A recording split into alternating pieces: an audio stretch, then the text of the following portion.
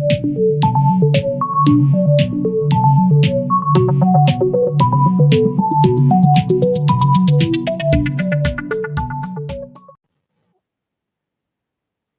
From other sources मतलब ही हो जाता है जो बाकी चार हेड्स ऑफ इनकम होता है हम लोग का, house property, profits and gain from business profession, capital gain और सैलरीज, ये चार छोड़ के और कोई भी अगर इनकम होता है जो वो चारों में नहीं आता है वो अदर सोर्सेस में आ जाएगा। अब अदर सोर्सेस में कुछ स्पेसिफिक इनकम है जो अदर सोर्सेस में ही टैक्सेबल होता है, उसको अभी हम लोग एक बार डिस्कस कर लेते हैं ताकि अगर आपको उसको कभी भी सामने मिले आपको वो पता चल जाएगा कि वो अदर सोर्सेज का इनकम है। Following income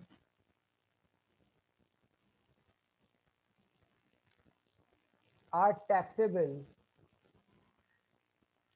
under this head.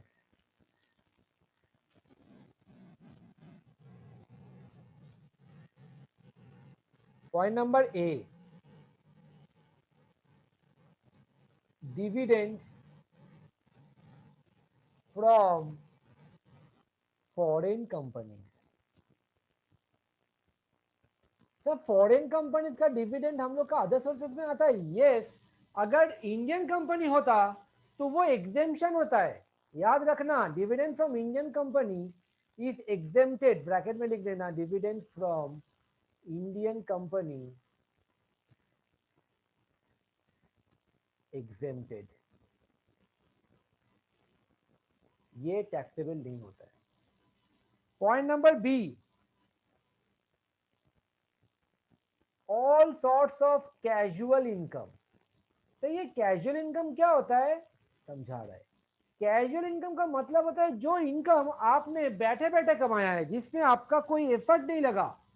Casual income normally ये याद रखना कि वो देश का जीडीपी में या देश के इकोनॉमी के लिए कोई इफेक्ट नहीं करता है। बट अगर आपको सैलरी मिलता है, अगर आप जॉब करते हो तो ऑब्वियसली वो कंपनी का कुछ हेल्प होता है तभी जाके आपको सैलरी मिलता है। बिजनेस करोगे तभी भी आपका कोई आपके अंदर में काम करेगा तो वो भी किसी को बेनिफिट देता है। लेकिन कैजुअल इनकम का मतलब होता है जो इनकम नॉर्मली बैठे बैठे हम लोग कमा लेते हैं, कैजुअली कमा लेते हैं, उसको कैजुअल इनकम कहलाता है। सर कैजुअल इनकम में क्या क्या आता है? कैजुअल इनकम में जो जो आएगा इसके अंडर में अभी हम लिखवा रहे हैं, एकदम अच्छे से समझ लो क्योंकि कैजुअल इनकम के ऊपर शॉर्ट नोट भी पूछता है। ठीक है, चलिए।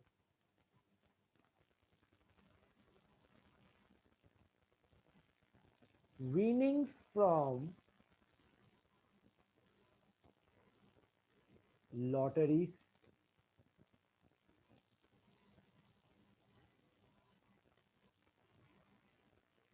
Card games,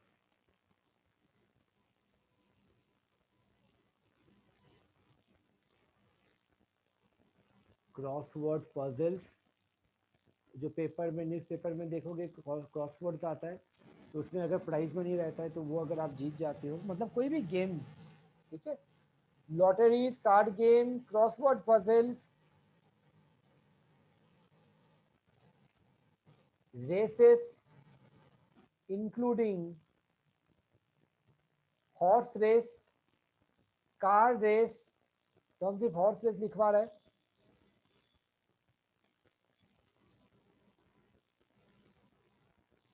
gambling, betting. अभी जैसे कि आपको पता है वो एक ऐप आता है ना जहाँ पर वो क्या नाम है हमको पता नहीं, टीम बनाओ, वो जहाँ पर क्रिकेटर्स या फुटबॉलर्स का टीम बनाओगे तो अगर प्लेयर अच्छा होगा तो आपको प्राइज मनी मिलता है, नाम याद नहीं आ रहा है, जो भी हो। तो वो सब एप्स में अगर आप कुछ पैसा कमाते हो, ड्रीम इलेवन शायद इसका नाम है, यस, थैंक यू। तो वो सब ड्रीम इलेवन एंड ऑल, अभी तो ऐसा ऐप्स पूरा भरा हुआ है। When we I was a student हम लोग को बोला जाता था कि गैम्बलिंग एंड बेटिंग हम लोग का देश में इलीगल है, अभी भी इलीगल है, लेकिन वो सब ऐप से अगर आप करोगे तो वो लीगल हो जाता है। तो ये अभी आहिस्ता आहिस्ता शुरू हो गया है, इसीलिए आप बोलो देखोगे टीवी में बोलता है कि यहाँ पर अगर आप पैसा लगाओगे तो यहाँ पर काफी ज्यादा रिस्क है, पैसा डूबने का भी काफी चांसेस है। तो वो जो रमी बोलता है, रमी, वो कार्ड गेम्स जो ऑनलाइन होता है, तो वो सब में भी तो प्राइज मनी रहता है, तो वो सब में अगर आप प्राइज जीतते हो वो सब अदर सोर्सेज में टैक्सेबल हो जाएगा। ठीक है, रेसेस तो समझ में आ गया होगा। अच्छा, इसके बाद आता है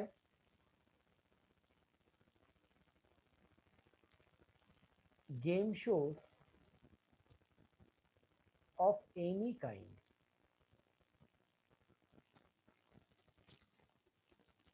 ठीक है, तो ये हो गया मेरा कैजुअल इनकम का category.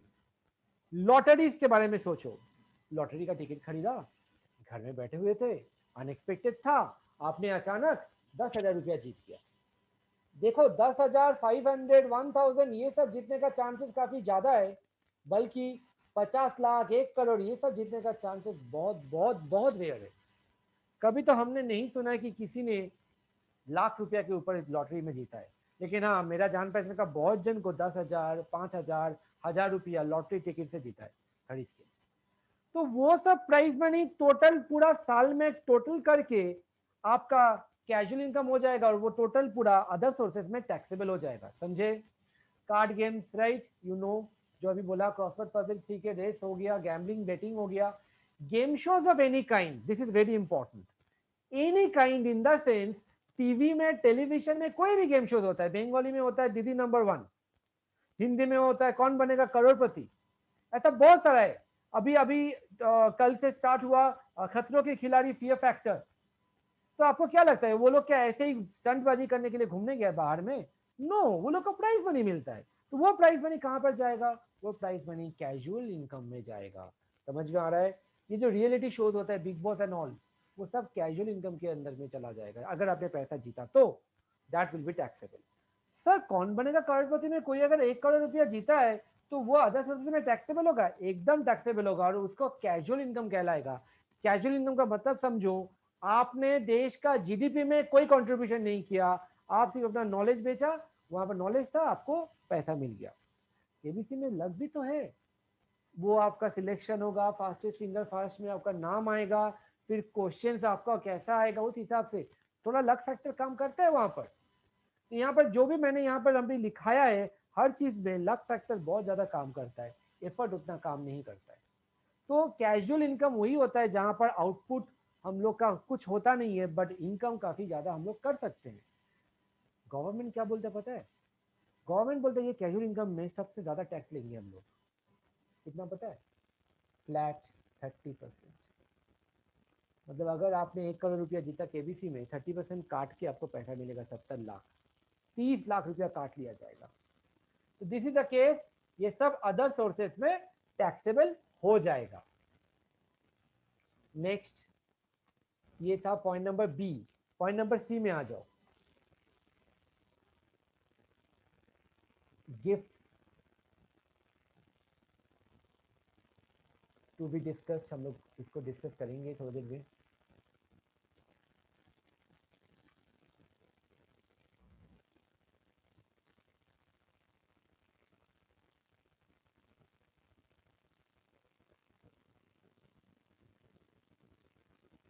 Interest received on compensation or enhanced compensation,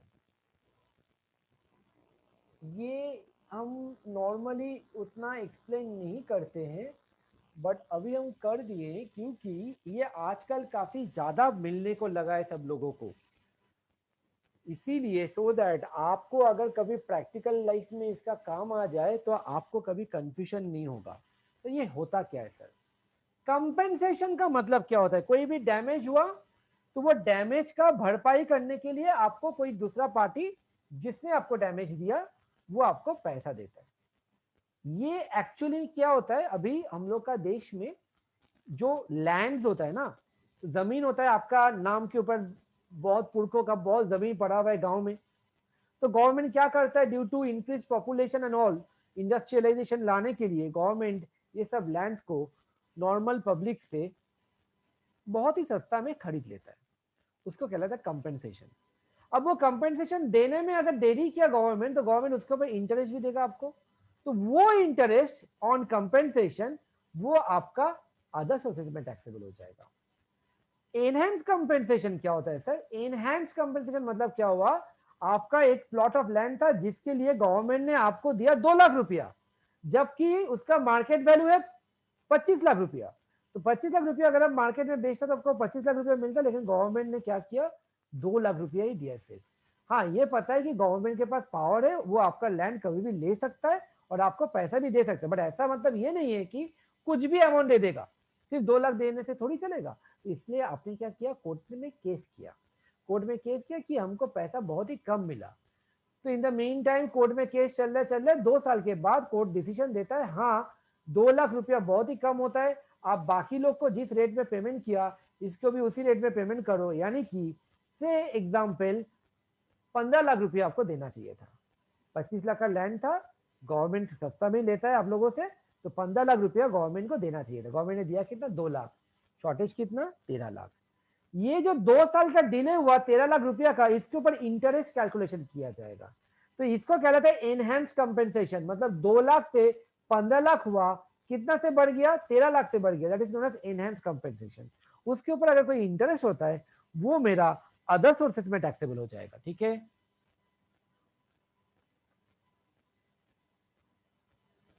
next point number E,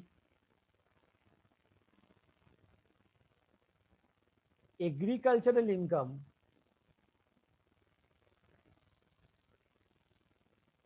from outside India. Sir मतलब इंडिया में अगर आप एग्रीकल्चर करोगे ना तो आपका टैक्स 0 है। एग्रीकल्चरल इनकम के ऊपर कोई टैक्स नहीं है, एग्जेम्पशन है। इसीलिए तो सब लोग को बोला जाता है कि हम लोग का देश में, आपको पता होना चाहिए, पहले था 70, अभी 60% के आसपास पॉपुलेशन एग्रीकल्चर पे डिपेंड करता है। तो एग्रीकल्चर हम लोग का मेन बेस है, बैकबोन है हम लोग का कंट्री का, और यहाँ पर फर्टाइल लैंड भी काफी ज्यादा है। तो हम लोग का रिसोर्सेज अच्छा है, तो एग्रीकल्चर अगर करोगे तो गवर्नमेंट हम लोग का भलाई के लिए इसके ऊपर टैक्स नहीं लेते हैं। बट हम लोग तो करते नहीं है, हम लोग सोचते हैं कि एग्रीकल्चर करके क्या फायदा, हम लोग जॉब में जाते हैं, जॉब अच्छा खासा मिलता नहीं है और ऊपर से टैक्स भी जाता है। तो फार्मर लोग के लिए अगर आप जाओगे पंजाब, हरियाणा, यूपी में, आप देखोगे जो लोग बहुत बड़ा बड़ा फार्मर्स है, वो लोग के पास इतना रुपया आप इमेजिन भी नहीं कर पाओगे। वो लोग के पास अगर वो लोग चाहेगा तो 10-12 तो BMW, मर्सिडीज, फरारी अपने पास रख सकता है, लेकिन उसके पास स्टैंडर्ड ऑफ लिविंग उतना हाई नहीं है, तो वो लोग खरीदते नहीं है। तो ये होता है मेरा एग्रीकल्चरल इनकम में बेनिफिट, कि टैक्स नहीं लगता है और काफी सारा बेनिफिट गवर्नमेंट देता है। तो फार्मर्स लोग के लिए ये सब बेनिफिट है। बट एग्रीकल्चरल इनकम अगर आउटसाइड इंडिया का हुआ, इंडिया में एग्रीकल्चर करोगे तो ठीक है, लेकिन आपने क्या किया, आपने थाईलैंड में जाके एग्रीकल्चर किया, थाईलैंड में भी एग्रीकल्चर होता है, राइस बनता है वहां पर। आपने बैंकॉक में किया, आपने चाइना में किया, भूटान में किया, या आउटसाइड इंडिया है, वहां से पैसा कमा के लाया, वो आपका अदर सोर्सेज में टैक्सेबल हो जाएगा। Next point number F, family pension.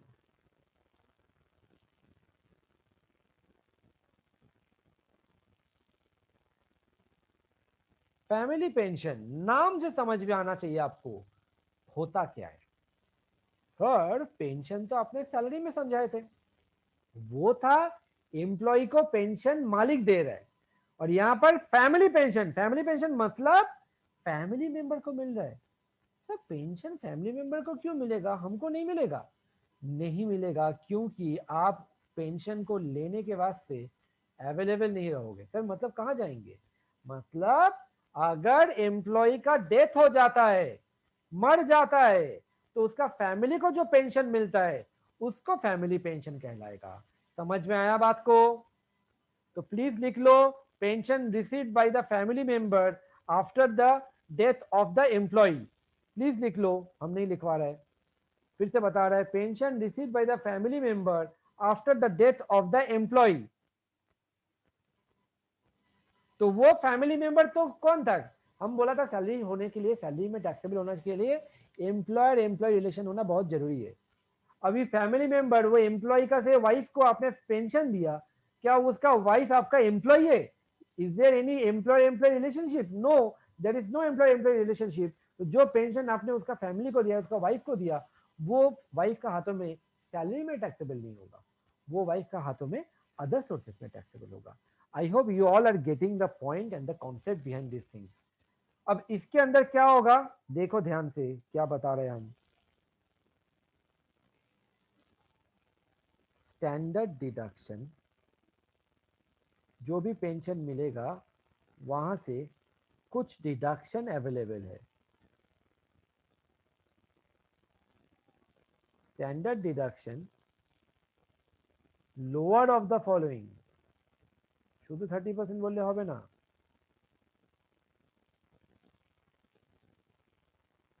Lower of the following. Point number ए, 30% भी गलत बोला तुमने, 30% नहीं है वो, 33.3 थी, यानी कि 1/3। 1/3 of such pension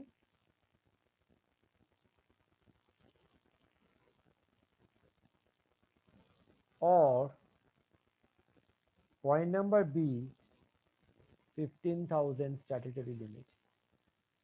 तो ये दोनों में से जो लोअर होगा वो माइनस करोगे, बाकी वाला पोर्शन टैक्सेबल हो जाएगा। Family pension very important, family pension से आप क्वेश्चन एक्सपेक्ट कर सकते हो एग्जाम में, छोटा सा ही क्वेश्चन आएगा, करेंगे हम लोग थोड़ी देर में। इसके बाद पॉइंट नंबर एफ के बाद आएगा पॉइंट नंबर जी।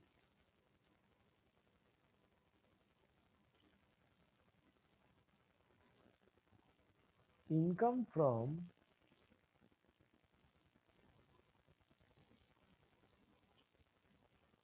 सबलेटिंग। क्या आप लोग जानते हो सबलेटिंग क्या होता है? जल्दी से मेरे को चैट सेक्शन में बोलो तो। सबलेटिंग का मतलब होता है आपका प्रॉपर्टी आपने भाड़े में लिया है, आप भाड़ा देते हो अपना लैंडलॉर्ड को। अब उस प्रॉपर्टी में कुछ एरिया या कुछ पोर्शन खाली है जो आपने अपना जान पहचान का आदमी को फिर से रेंट में दे दिया। मतलब एक तो रेंट था ही आपका, ऊपर से आपने उस प्रॉपर्टी को किसी और को भी रेंट में दे दिया, इसको कहलाता है सबलेटिंग। मतलब landlord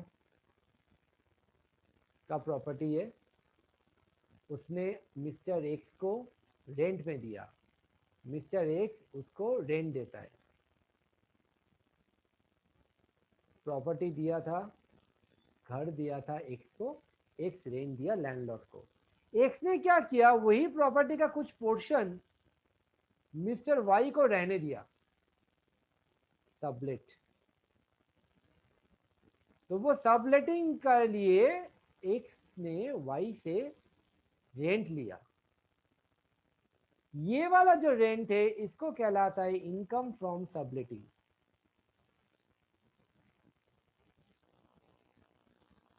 got it everyone?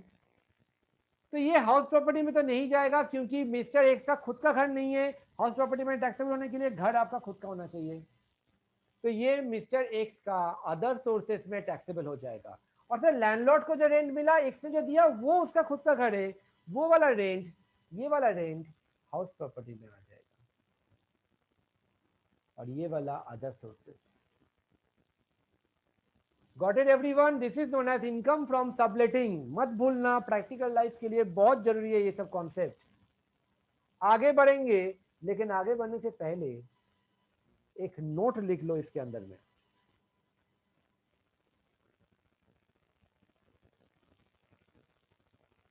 Any expenses incurred for earning such income, that is income from subletting, can shall be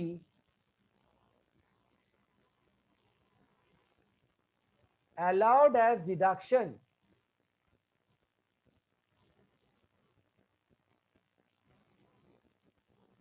sir मतलब समझ में नहीं आया, मतलब समझा रहे। मैंने आई एम मिस्टर एक्स, मैंने लैंडलॉर्ड से प्रॉपर्टी लिया वहां पर रहने के लिए। अब वहां पर मेरा एक दूसरा मतलब 3 बेडरूम फ्लैट है, एक बेडरूम पूरा खाली रहता है, वो बेडरूम हम यूज ही नहीं करता है, ऑलवेज लॉक एंड की करके रख देता है। अब अचानक तुम आते हो, तुम बोलते हो सर आपका एक रूम है क्या, मेरे को रहने दीजिएगा। हम बोला हाँ कोई बात नहीं है, मेरे को भाड़ा दे देना। बोलता हाँ सर दे देंगे। अब तुमको हम उस रूम में रखने के लिए रूम को पहले हमने क्लीन किया, रूम को रेनोवेट किया, रूम में खर्चा किया, और रूम में खर्चा करने के बाद उसमें हम तुम्हारे हिसाब से, तुमने जैसे बोला था वैसे हिसाब से मैंने रूम को पूरा डेकोरेट करके तुमको रूम को भाड़े में दिया है, एज इफ वो रूम का मालिक हम है। तो यहाँ पर जो भी कुछ खर्चा मैंने उठाया है, ये पैसा तो हम लैंडलॉर्ड से नहीं लेने वाले हैं, ये तो हम कमा रहे हैं, मेरा खर्चा है। तो वो सब खर्चा तुम जो रेंट दोगे वहां से माइनस करके फिर टैक्सेबल होगा। इसका एक और एग्जाम्पल हम आपको समझा रहे हैं। जो लोग मेरा नियोलीपुर वाला सेंटर में आए हो, आपको पता है कि ये सेंटर भी मेरा रेंटेड है। तो मेरा जो एक सेंटर है वो रेंटेड है। मेरा सेंटर का सामने में एक ओपन एरिया है। तो वो एरिया में हमने क्या किया, हमने बोला कि तुम वहां पर जेरोक्स का दुकान खोलोगे। तुम बोलते हाँ सर, जेरोक्स के साथ स्टेशनरी का भी दुकान खोल लेंगे। हमने ठीक है, एक काम करो, साइड में हम तुम्हारे लिए एक टेम्पोररी क्या बोलता है प्लाईवुड का सेपरेशन कर देता है। तो कुछ हम वहाँ पर 3-4 हज़ार रुपया 5 हज़ार रुपया खर्चा किया, मेरा रूम से तुम्हारा वो छोटा वाला रूम अलग से निकाल दिया और तुमको वहाँ पर बैठा दिया है स्टेशनरी एंड जेरोक्स का मशीन के साथ। तुम वहां पर अपना बिजनेस कर रहे हो और तुम उस छोटा वाला पोर्शन के लिए मेरे को हर महीना 1,000 रुपया करके रेंट देते हो। तो पूरा साल में मेरे को 12,000 रेंट मिला तुमको, तुमसे। ये हो गया मेरा इनकम फ्रॉम सबलेटिंग, क्योंकि I am not the owner, I am not the landlord. तो वो 12,000 रुपया कमाने के लिए मैंने 3,000 रुपया का रेनोवेशन किया, वो प्लाईवुड लगाया, एक्स्ट्रा अलग से खर्चा किया। तो 12,000 माइनस 3,000, 9,000 रुपया विल बी टैक्सेबल। तो this expenses will be deducted, यही बोलना है हमको, ठीक है।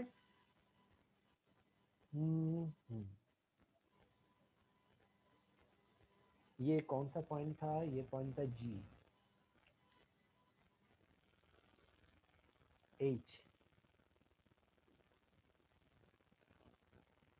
Interest on post office deposits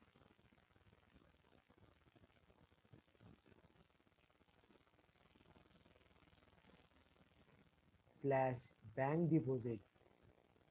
bank deposits में सेविंग्स भी आता है और फिक्स डिपॉजिट भी आता है। पॉइंट नंबर एच के बाद आई,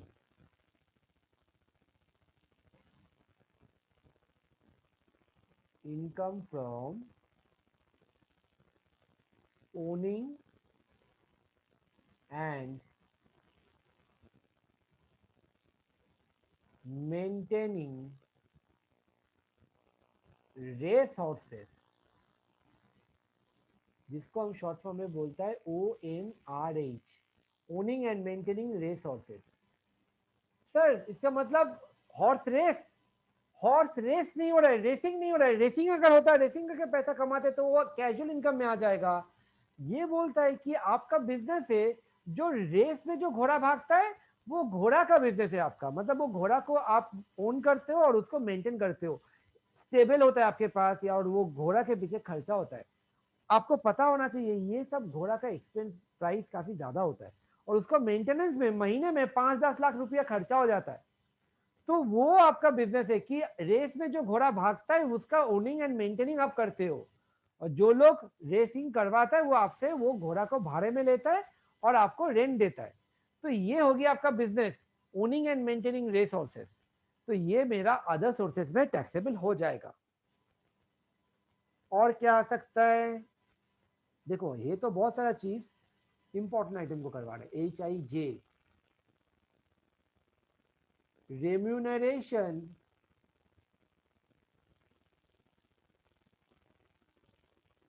received by members of, remuneration received by members of parliament. याद है सैलरी वाला चैप्टर में हम बोला था, पार्लियामेंट में जो लोग को पैसा मिलता है MP लोग को, वो पैसा सैलरी में नहीं आएगा। क्यों सर, रेम्यूनरेशन तो है।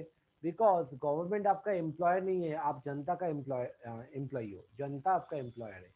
आपको इलेक्शन में आपको वोट देके वो लोग सिलेक्ट किया है, देयरफॉर उसको जो पैसा मिलता है वो पैसा अदर सोर्सेस में टैक्सेबल हो जाता है। ऑलमोस्ट सब कुछ हम लोग डाल दिए यहाँ पर। इंपॉर्टेंट आइटम कोई देख रहा है एक बार, just wait.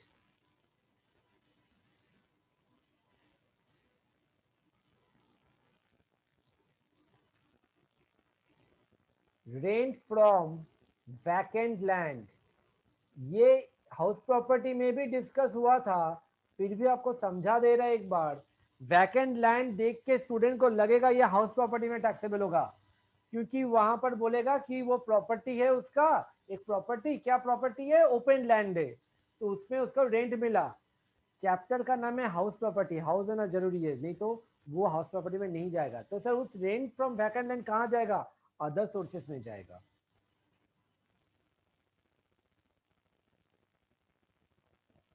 Next, interest from, from नहीं, ऑन,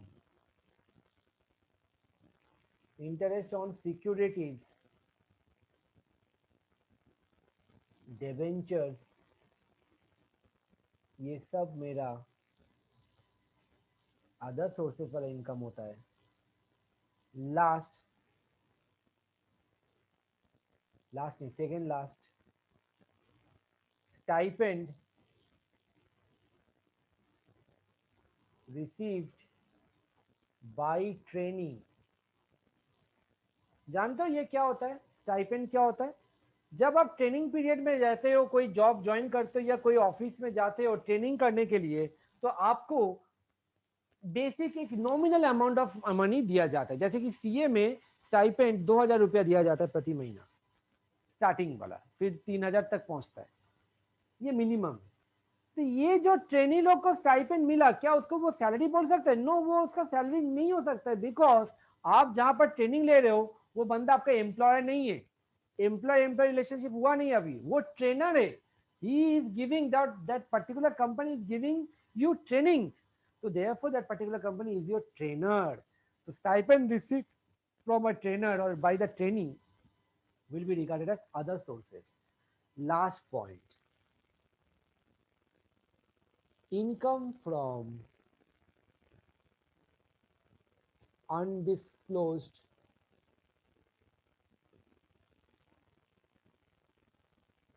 sources.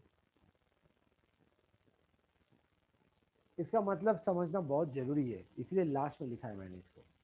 क्या होता है अनडिस्क्लोज सोर्सेज? मतलब आप छुपा के रखे थे इनकम, वो अचानक पता चल जाता है गवर्नमेंट को, तो गवर्नमेंट उसको कहाँ पर टैक्सेबिलिटी देगा? गवर्नमेंट उसको अदर सोर्सेज में देगा। हम आपको एक प्रैक्टिकल एग्जांपल बता रहे हैं। मेरा आंखों के सामने इनकम टैक्स का रेड हुआ था एक ऑफिस में, तो वो ऑफिस का हिसाब से दिखाता है कि उन लोग का लॉस चल रहा है, पैसा वैसा उतना है नहीं। अब वो लोग का रेड होता है, रेड करने के बाद जैसे कि आप देखे होंगे मूवीज में भी कि वो हर चीजों को अच्छे से एकदम सर्च करता है। तो वो लोग अलमारी फलमारी खोल के, हर चीज खोल के, ऑफिस में जो भी है सब कुछ को अच्छे से सर्च किया। करने के बाद उस ऑफिस में वॉशरूम का बाजू वाला किचन है, वो किचन के वहां पर बड़ा सा कार्टून में कैश मिला, कुछ 3 लाख रुपया के आसपास। तो वो कैश 3 लाख रुपया के आसपास जैसे मिलता है, तो वो जो लोग रेड करने आया था ऑफिसर्स लोग, पूछता है ऑफिस का मालिक को कि ये पैसा कहाँ से आया, क्यों आया। तो ऑब्वियसली वो ब्लैक मनी का कैश पैसा था, वो एक्सप्लेन नहीं कर पाया। इनकम टैक्स डिपार्टमेंट उसको पता है क्या बोला? वो बोला कि ये अनडिस्क्लोज इनकम हो जाता है, ये पूरा चीज हम लोग अदर सोर्सेज में डाल देगा। तो अदर सोर्सेज में डालेगा तो उसके ऊपर टैक्सेबिलिटी होगा, और उसके ऊपर से अलग से फाइन पेनल्टी तो लगेगा ही लगेगा। तो जो चीज का कोई एक्सप्लेनेशन नहीं है, वो चीज अगर गवर्नमेंट को पता चलता है, तो गवर्नमेंट उसको क्लियरली अनडिस्क्लोज सोर्स बोल के अदर सोर्सेज में टैक्सेबिलिटी कर देगा। सो यहाँ तक मेरा मेन पार्ट हो जाता है। ऑलवेज रिमेंबर, ये जो मैंने अभी तक पॉइंट लिखाया है, इसी के ऊपर बेस करके अदर सोर्सेज का क्वेश्चन आएगा। But apart from that gift के ऊपर मेरा कुछ डिस्कशन है जो अभी हमको करने वाला है, क्योंकि वो गिफ्ट के ऊपर एक दो बार क्वेश्चन आया है एंड वो प्रैक्टिकली भी बहुत इंपॉर्टेंट है, इसीलिए जानना जरूरी है। गिफ्ट जैसे ही हो जाएगा हम लोग का अदर सोर्सेज भी ओवर हो जाएगा। तो गिफ्ट के लिए बुक में मत जाओ, बुक में काफी ज्यादा कुछ लिखा हुआ है, आप कॉपी में हेडिंग दो गिफ्ट्स।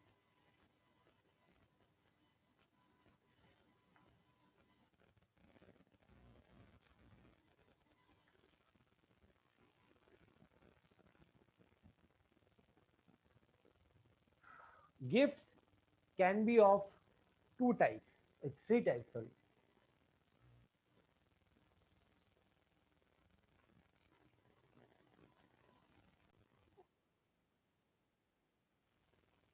गिफ्ट्स को टोटल में आप तीन पार्ट में बांटो।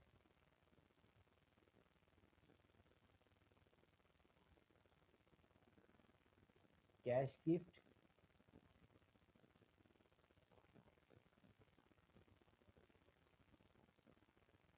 इमूवेबल प्रॉपर्टी,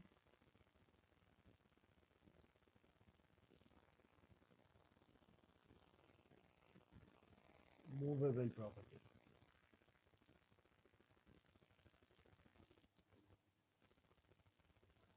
जल्दी से लिखो इसको।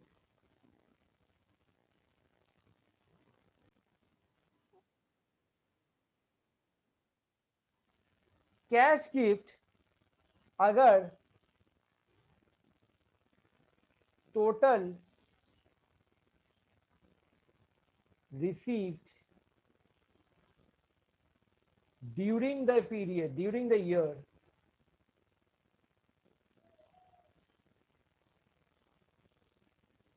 is greater than 50,000,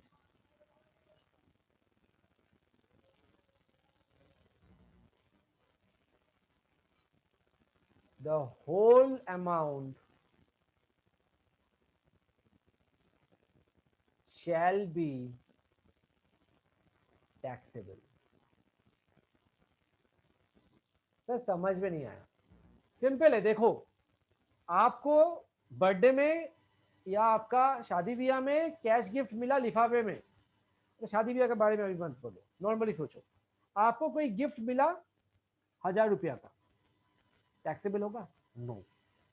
आपका फ्रेंड ने आपको 20,000 रुपीज गिफ्ट किया, टैक्सेबल होगा? नो। एक और फ्रेंड ने आपको फिर से 20,000 का गिफ्ट दिया, टैक्सेबल होगा? नो। टोटल गिफ्ट कितना मिला? 1,000 रुपया एक जन दिया, 20 दिया एक जन, 20 दिया एक जन, तो 41,000 मिला अभी तक। एक और जन आपको, यहां पर लिखा देता मैंने, 1,000 रुपीज एक जन से मिला, 20,000 सेकेंड पर्सन, थर्ड पर्सन से 20,000, और फोर्थ वाला बंदा 10,000 रुपीज देता है। टोटल कितना आता है? 51,000 रुपीज मिलता है। तो ये आपको पूरा साल में 51,000 का गिफ्ट मिला। अब बाकी लोग को बोल दिया कि और गिफ्ट मत दीजिए क्योंकि 50,000 क्रॉस कर गया है तो मेरे को टैक्स देना पड़ेगा। अभी तक आपको 51,000 का मिला है गिफ्ट, तो ये 50,000 क्रॉस कर जाता है तो पूरा 51,000 अदर सोर्सेज में टैक्सेबल हो जाएगा। The whole amount shall be taxable. 1,000 रुपया टैक्स होगा ऐसा नहीं है, पूरा 51,000 टैक्सेबल हो जाएगा। तो इसमें उपाय क्या है? सिंपल उपाय है। जो फोर्थ वाला बंदा आएगा ना उसको बोल देना भैया 10,000 मत दीजिए, 9,000 दीजिए, नहीं तो हम मर जाएंगे, मेरा टैक्सेबिलिटी आ जाएगा। अगर आपको नहीं बोलना है तो मत बोलो, बट यही रूल है। अंडरस्टूड एवरीबॉडी कैश गिफ्ट के बारे में? Come on let me know fast.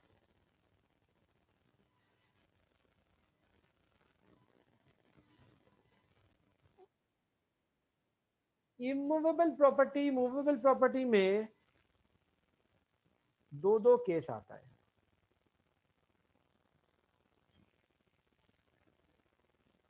एक होता है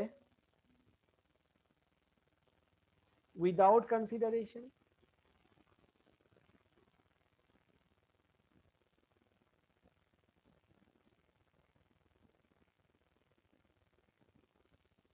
दूसरा होता है without adequate consideration. Sir difference क्या है सर, सब समझाएंगे।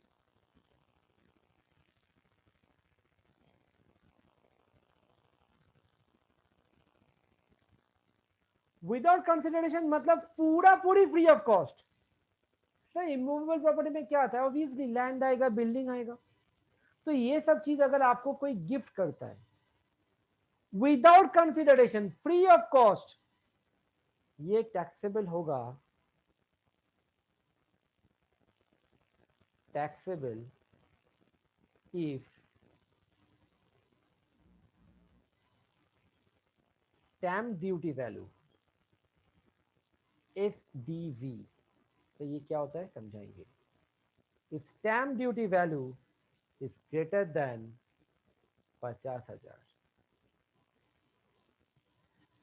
Immovable property specially land and building का रजिस्ट्रेशन करने के लिए स्टैम्प पेपर में आपका डॉक्यूमेंटेशन होता है, टाइटल डीड आता है कि उसका मालिक आप हो।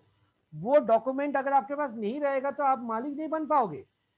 आज मेरा घर है एक, वो फ्लैट को मैंने आपको बोला ये लो गिफ्ट लो, तुमको मैंने गिफ्ट दिया और बोल के मैंने अपना फ्लैट का चाबी तुमको दे दिया।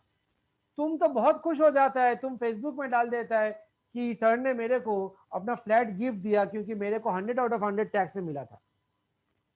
जैसे ही तुम नेक्स्ट सेमेस्टर में एडमिशन लेता है, हम तुमको बोलता है कि कैसा लगा मेरा मजाक, मतलब हमने तुमको चाबी दिया है, पेपर्स नहीं दिया है, डॉक्यूमेंटेशन नहीं हुआ है, मालिक कौन हुआ?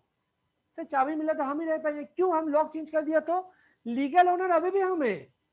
ट्राई टू अंडरस्टैंड, चाबी देना मतलब ओनरशिप नहीं बदलता है। ओनरशिप तभी बदलेगा जब हम लीगली डॉक्यूमेंटेशन करके साइन करके तुम्हारा नाम पे पेपर ट्रांसफर करेगा, तभी होगा। तो वो जो पेपर बनता है ना, वो पेपर में प्रॉपर्टी का वैल्यू रहता है, उसको बोला जाता है stamp duty value.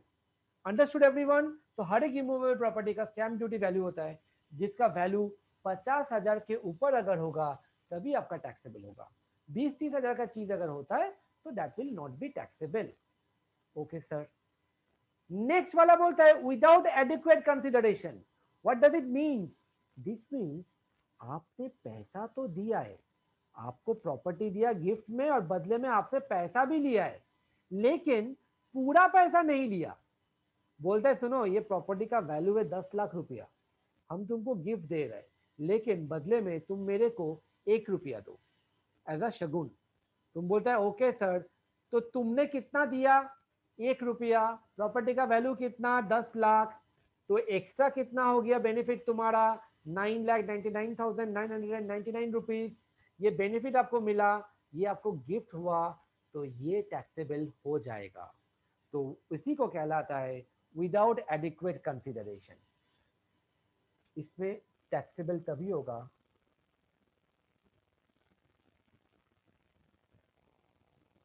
Taxable if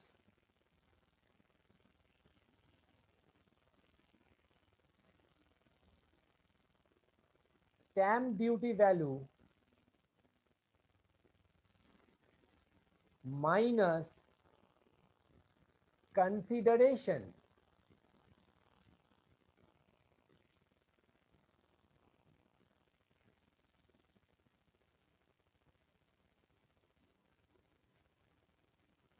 is higher of ₹50,000 or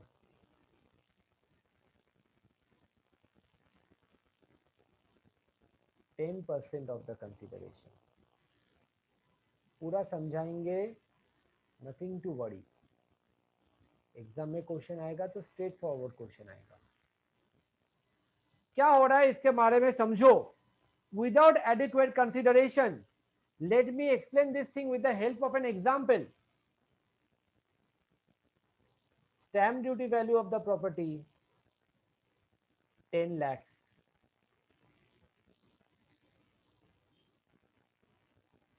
gifted to Mr. X। ना गिफ्टेड नहीं मत लिखो, बेटर होगा Mr. X paid rupees 9 lakhs for the property.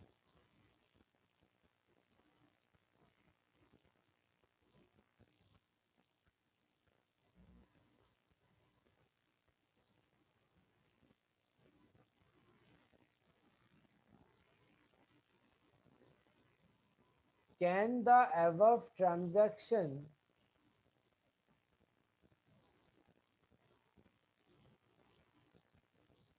be taxable under other sources?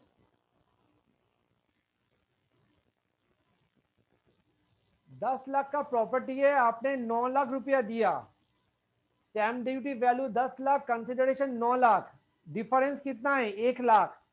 क्या ये 1,50,000 और 10% ऑफ द कंसिडरेशन से higher है? Yes, obviously 10% of the consideration मतलब 90,000। देखो क्या हो रहा है यहाँ पर, difference is 10 lakhs minus 9 lakhs is equal to 1 lakh का आपको फ्री ऑफ कॉस्ट हुआ, मतलब काइंड ऑफ गिफ्ट हो गया। तो ये 1 लाख और दोनों का हायर के हिसाब से 50,000 और 10% of 9 lakh that is 90,000 higher. तो बोलते हैं ये डिफरेंस क्या 90,000 के ऊपर है? यस सर, वो 1 लाख का है, तो देयरफॉर आपका ये टैक्सेबल हो जाएगा। ठीक है,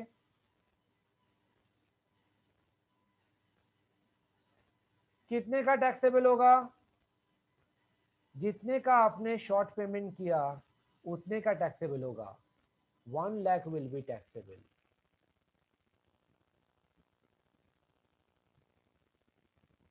$1 lakh taxable under other sources.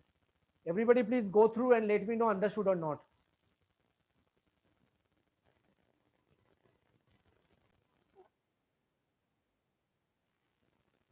Example 2.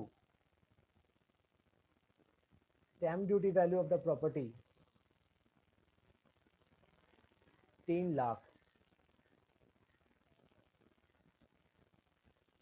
paid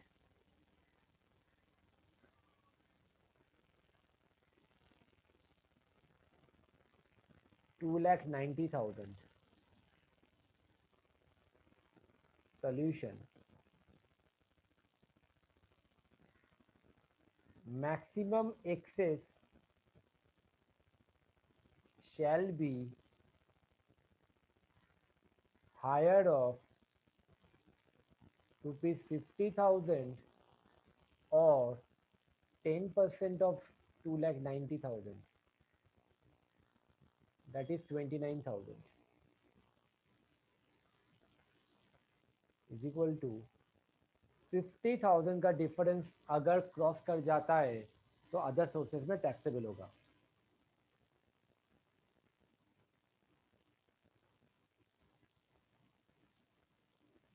access is equal to 3 lakhs minus 2,90,000, 10,000. Since excess is within the maximum limit, nothing will be taxable. Excess is within the maximum limit, nothing will be taxable.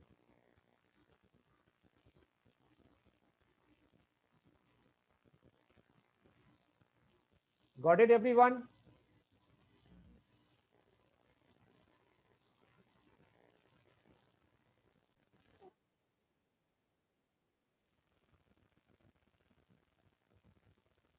Stamp duty value 25 lakhs,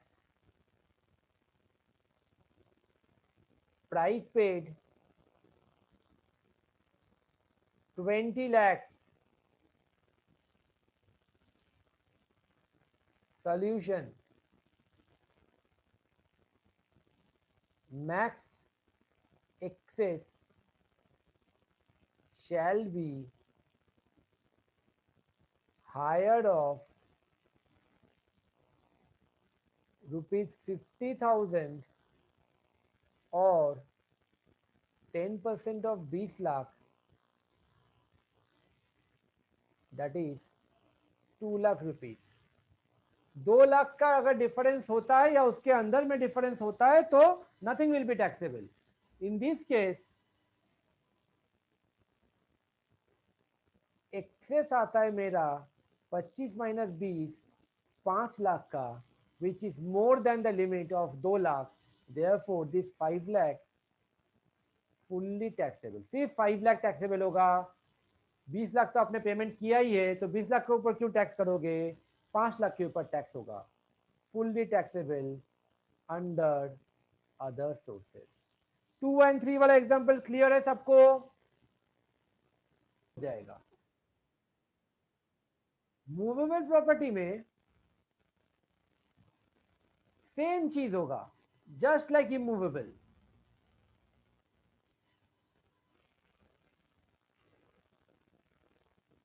movable property लिख लो like immovable, सिर्फ एक ही difference है, वो हम आपको बता रहे। 2 difference है, एक्सेप्ट यहां पर फेयर मार्केट वैल्यू होता है। Fair market value will be considered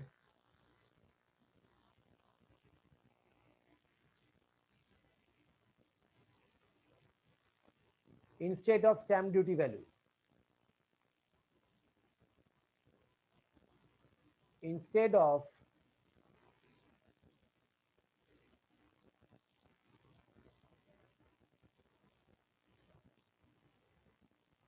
stamp duty value.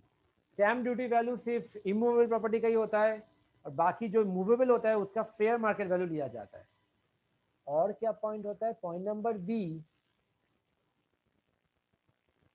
Aggregate value, aggregate of all the gifts, of all the movable property gifts, नहीं,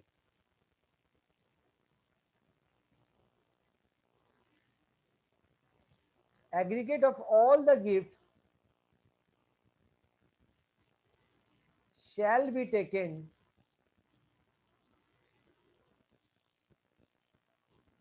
throughout the year.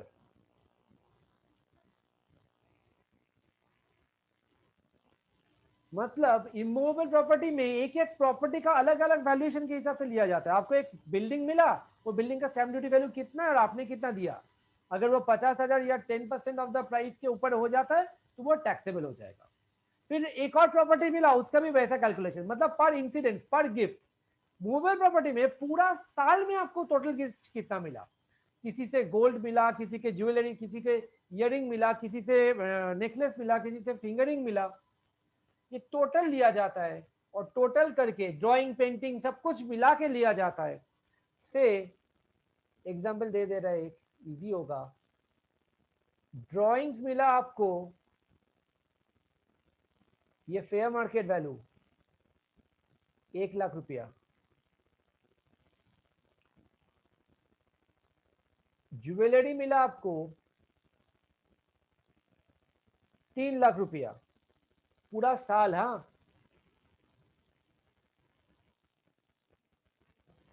तो टोटल हो गया 4 लाख रुपया। तो क्या ये 50,000 क्रॉस किया है? हाँ sir. Nothing is paid as consideration case A.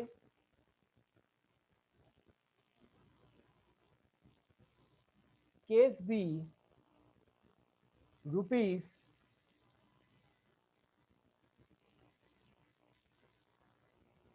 3 lakh paid as consideration.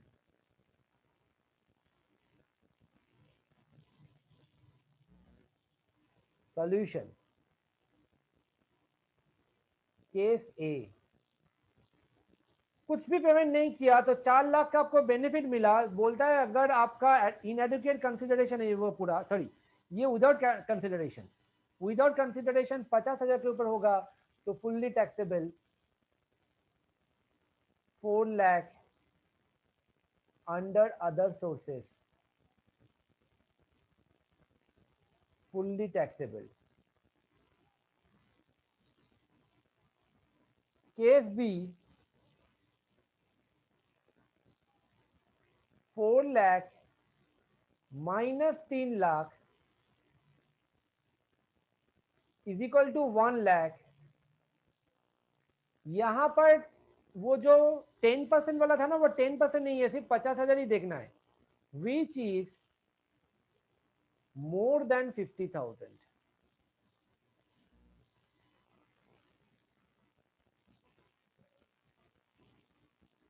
Therefore, जितने का आपने पेमेंट नहीं किया उतने का taxable. 1 lakh is taxable. Try to understand हो क्या रहा है.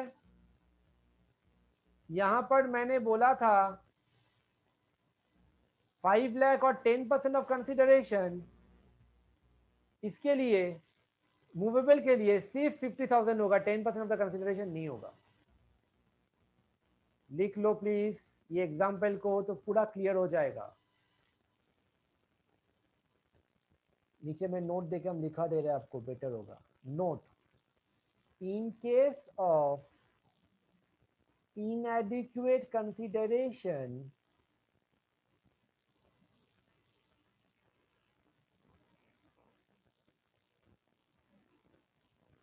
in case of inadequate consideration, if excess or fair market value minus consideration is more than 50,000, then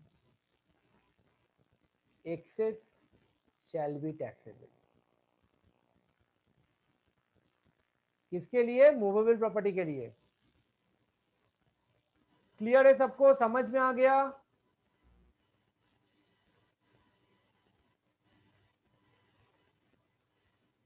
जल्दी से रिस्पॉन्ड करो.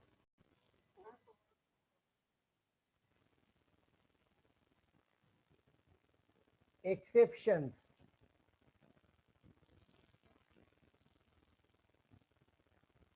The following gifts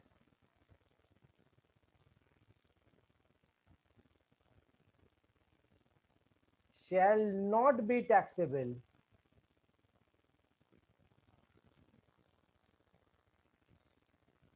if, point number A, received from any relatives. बस हो गया, सब एग्जेम्पशन हो गया. मम्मी पापा चाचा नाना ये सब अगर देगा तो आपको एग्जेम्पशन हो जाएगा. नथिंग विल बी टैक्सेबल, वो वैल्यू कुछ भी हो जाए. रिलेटिव में डेफिनेशन में क्या क्या आता है एक बार जल्दी से हम लोग डिस्कस कर लेता है, बहुत जन को समझ में नहीं आता, इसीलिए रेफर टू पेज 467. रिलेटिव में आएगा स्पाउस, अगर एसएससी हस्बैंड है तो वाइफ के बारे में बता रहा है, अगर एसएससी वाइफ है तो हस्बैंड के बारे में बता रहा है. ब्रदर, सिस्टर,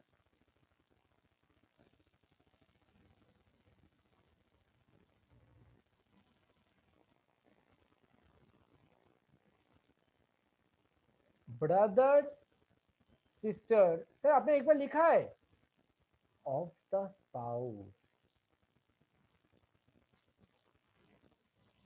ये हो गया वाइफ, ये हो गया मेरा भाई बहन, ये हो गया मेरा साला एंड साली, अगर हस्बैंड हुआ तो. और अगर ये लेडी एसएससी है तो ऑब्वियसली स्पाउस हो गया हस्बैंड, मेरा भाई बहन, ब्रदर सिस्टर मतलब हस्बैंड का भाई एंड हस्बैंड का सिस्टर. Got it everyone? अब बाकी है हम लोग का brother sister of either of the parents, मतलब एसएससी का पेरेंट्स का भाई बहन। आइदर ऑफ द पेरेंट्स मतलब पापा का भाई बहन, मतलब हो गया चाचा एंड बुआ। मम्मी का भाई बहन हुआ तो मामा एंड मौसी। लिखते जाओ ये सब साइड में अपना लैंग्वेज में, मदर टंग में, ताकि जिंदगी में कभी ये सब में आपको कंफ्यूजन नहीं होगा। ये जो है ना, ये सूरज बड़जाटिया का मूवी के जैसा है, हम आपके एक और हम साथ साथ है, फुल फैमिली एक साथ। तो यहाँ पर रिलेटिव में सब कोई आ जाता है, नौकर और वो कुत्ता छोड़ के। आगे बढ़ते हैं। लीनियल एसेंडेंट और डिसेंडेंट। लीनियल मतलब लाइन से, एसेंडेंट मतलब जहां से आप आए हो, डिसेंडेंट मतलब आपके बाद जो आया है, मतलब आपका पेरेंट्स के बारे में बात हो रहा है, आपका चिल्ड्रन के बारे में बात हो रहा है।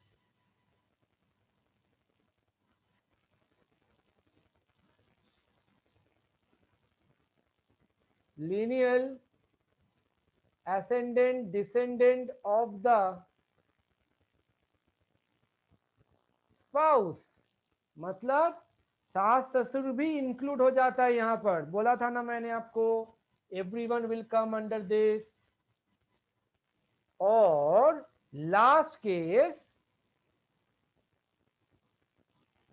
spouse of all of the above individuals, मतलब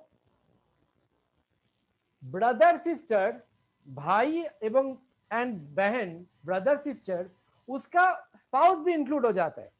आपको पता है कि ये सब मूवीज में ये लोग ही विलेन का कैरेक्टर प्ले करता है।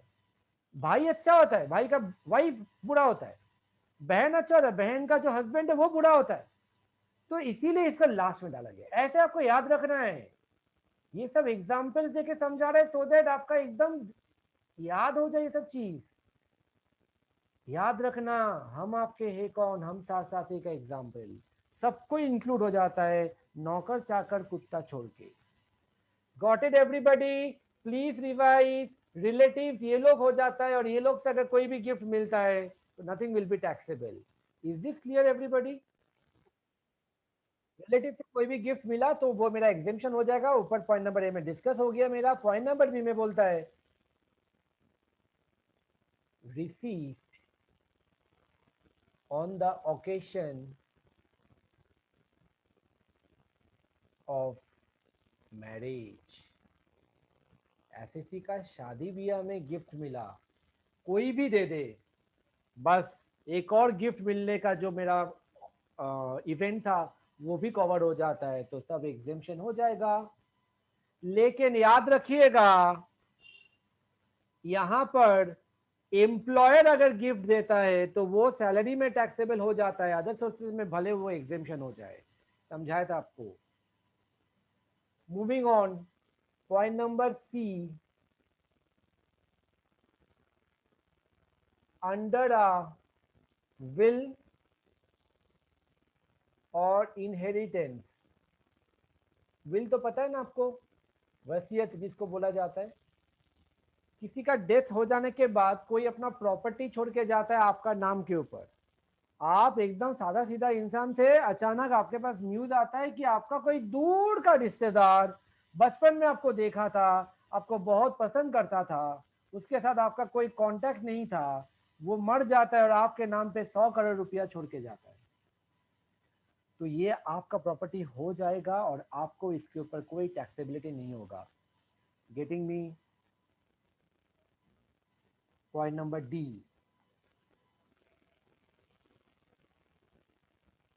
From any local authority, local authority in the sense municipal corporation, panchayat, government sectors, ये लोग आपको कुछ पैसा दिया, से आपने कोई काम किया था, कोई बेनिफिट किया था, कोई सोशल वर्क किया था, उसके लिए ये लोग आपको एक लमसम रुपया गिफ्ट किया, एक गिफ्ट चेक दिया, that will not be taxable क्योंकि वो लोकल अथॉरिटी से मिला है. Point number E, from any university, sorry,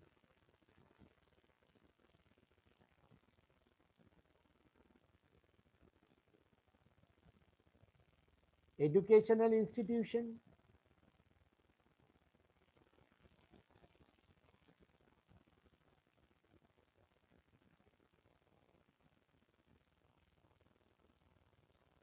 और हॉस्पिटल, एटसेट्रा. यहाँ से अगर आपको कुछ गिफ्ट वगैरह मिलता है तो वो आपका टैक्सेबिलिटी नहीं होगा. से यूनिवर्सिटी में आप टॉपर बन गया, आपको गोल्ड मेडल मिला जिसका वैल्यूएशन इमूवेबल, वो तो मूवेबल प्रॉपर्टी है ना, gold medal movable property. Movable property का क्या बोलता है, 50,000 के ऊपर अगर होता तो टैक्सेबल हो जाना चाहिए. से वो गोल्ड मेडल का वैल्यू है 60,000 के आसपास, होता नहीं है बट मानो, तो वो पूरा चीज आपका टैक्स फ्री हो जाएगा, अदर सोर्सेज में टैक्सेबल होगा नहीं. और क्या है इसके अंदर में समझे, समझने लायक और कुछ है नहीं. ठीक है, अच्छा last point, from any trust. Trust जानते हो क्या होता है, से कोई प्रॉपर्टी आपका नाम पे ट्रस्टी के अगेंस्ट में छोड़ के गया है आपका रिलेटिव, और ये बोला गया है जब आप 18 ईयर्स क्रॉस करोगे या 21 ईयर्स क्रॉस करोगे या जब आपका नौकरी लगेगा तब आपको वो प्रॉपर्टी आपका नाम पे ट्रांसफर हो जाएगा. तो वो ट्रस्टी से जो अभी आपको मिला वो भी आपका एग्जेम्प्टेड हो जाता है. सो यहाँ तक हम लोग का कवर हो जाता है. प्रॉपर्टी में क्या क्या आता है एक बार लिख लीजिए. प्रॉपर्टी में जो हम लोग कैपिटल गेन में किए थे वही सब आता है. इमूवेबल प्रॉपर्टी में लैंड, बिल्डिंग, मूवेबल प्रॉपर्टी में shares, paintings,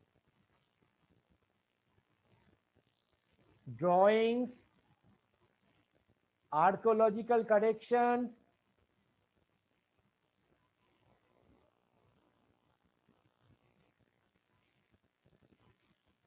work of art,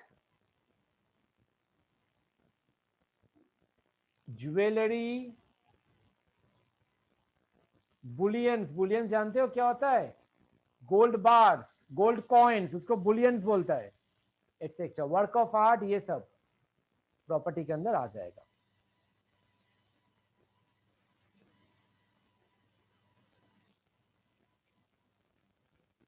so that's all. Other sources में जो थी करना था हमने आपको करवा दिया.